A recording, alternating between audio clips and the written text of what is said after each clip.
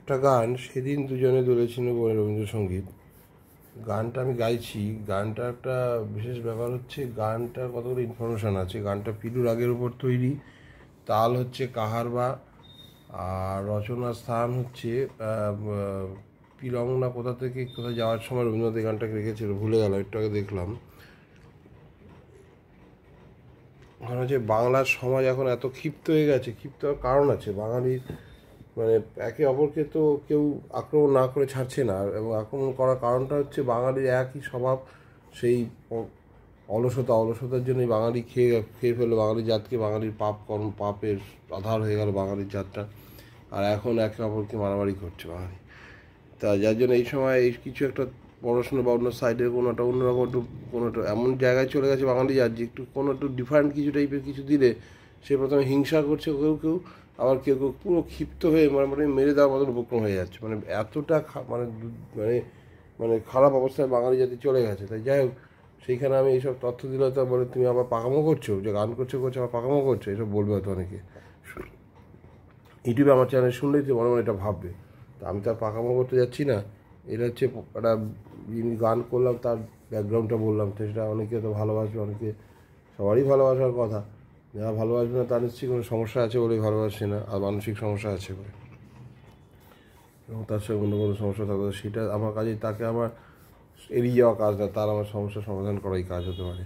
যদি সমস্যার সমাধান করতে না পারি, যখন মানুষ প্রচণ্ড অন্যায়কারী হয়ে যায়, যখন তার সমস্যার সমাধানের দিকে আর যাওয়া যায় না, তখন তাকে ধ্বংস করার প্রয়োজন পড়ে, নাহলে সে সৃষ্টি আর নতুন তৈরি হবে না, মানে সে সৃষ্টিকে আটকে দেবে। তা বিষয় হচ্ছে যে পৃথিবী হচ্ছে সৃষ্টি অনবরত করবে, অনবরত ধ্বংস হবে সে নতুন সৃষ্টি। এই এই এই তত্ত্বে পৃথিবী চলে। তা সৃষ্টিকে ধ্বংস করতেই হবে, কারণ নতুন সৃষ্টি আনার জন্য। কোনো সৃষ্টি চিরকাল বজায় থাকে না, এ হচ্ছে পৃথিবীর নিয়ম। যাই হোক, আমি গানটা গাওয়ার চেষ্টা করছি। সেদিন বাতাসে ছিল তুমি জানো, আমারই মনের প্রলাপ জড়ানো। সেদিন বাতাসে ছিল তুমি জানো, আমারই মনের প্রলাপ জড়ানো। আকাশে বাদ আছিল ছড়ানো, তোমারও হাসির তুলনা। ভুলো না, ভুলো না, ভুলো না, সেদিন দুজনে দুলেছি বনে, ফুলো ডোরে বাঁধা ঝুলনা। যেতে যেতে পথে পূর্ণিমা রাতে চাঁদ উঠেছিল গগনে। দেখা হয়েছিল তোমাতে আমাতে, কি জানি কি মহালগনে। চাঁদ উঠেছিল গগনে।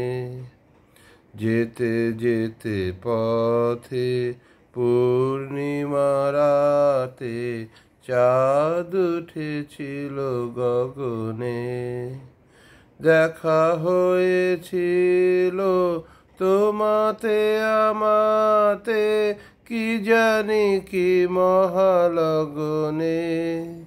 চাঁদ উঠেছিল গগনে। এখন আমার বেলা নাহি আর, বহিব একাকী বিরহের ধায়।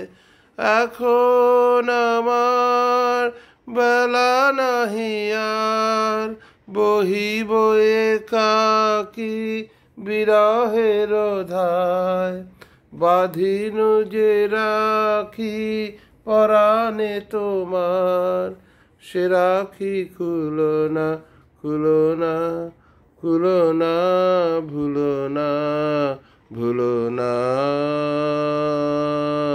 সেদিন দুজনে দুলেছি বনে, ফুলো ডোরে বাঁধা ঝুলনা, সেই তিথিটুকু কভু ক্ষণে ক্ষণে যেন জাগে মনে, তুলনা ভুলো না, ভুলো না, ভুলো না।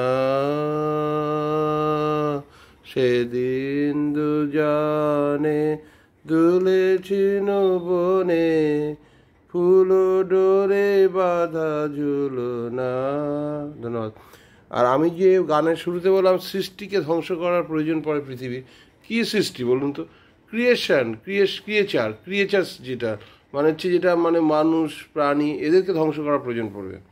কিন্তু কোনো আমি সৃষ্টি করে গেলাম, কোনো মানুষ তো বিদ্যাও সৃষ্টি করে বা বিদ্যা আবিষ্কার করে, যাই বলুন, সেইটা ধ্বংস হয় না কখনো। সেইটা বংশ পরম্পরায় বাহিত হতে থাকে, কখনো কম বাহিত হবে, কখনো বেশি বাহিত হবে, এটা হতে পারে, কিন্তু এটা বাহিত হয়। কিন্তু সৃষ্টি যেটা যেটা মানুষ যে বা প্রাণী যেগুলো, সেগুলো সৃষ্টি ধ্বংস হবে, এটা সবাই জানে। জন্মলে মরবে এক সময়, তাই এগুলো স্বাভাবিক। তা সেইটাকে কেউ যদি মনে করি আমরা সেটাকে আঁকড়ে রাখবো, সেটাকে ধরে রাখবো, তার জন্য পৃথিবীর অনেক ক্ষতি করে দিলাম, এটা আমাদের ভুল। কারণ মরবেই মানুষ এবং প্রাণীও যখন জন্মাচ্ছে, এবং উদ্ভিদও। তো এটা খুব ন্যাচারাল। ঠিক আছে, রাখছি। আমার ভিডিও আমি এখানে সমাপ্ত করলাম। ভালো থাকবেন, আশা রাখি।